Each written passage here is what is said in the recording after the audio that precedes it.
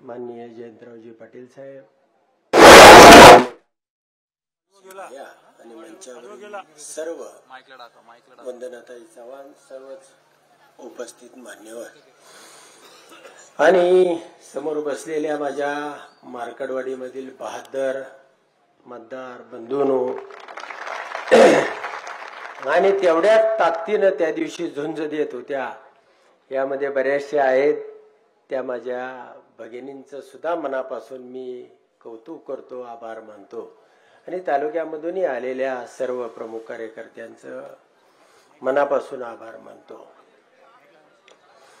विधानसभा निवडणूक झाल्यानंतर हे आकडे आपल्या सर्वांना चकित करणारे होते आणि त्याचा मी मुंबईहून माळशिरसच्या दिशेने येत होतो आणि आपले निवडणूक मतमोजणी प्रतिनिधी जे होते ते बॉम्ब लावल्यासारखा उडत होते।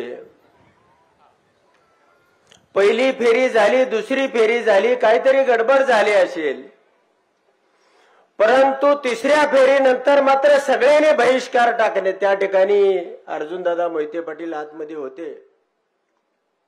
मला फोन आला, चेअरमन हे थांबवा, असं होऊ शकत नाही, हे भयानक झालंय, काय झालंय समजत नाही, एकही माणूस आपला मत मोजायला त्या ठिकाणी तयार नाही।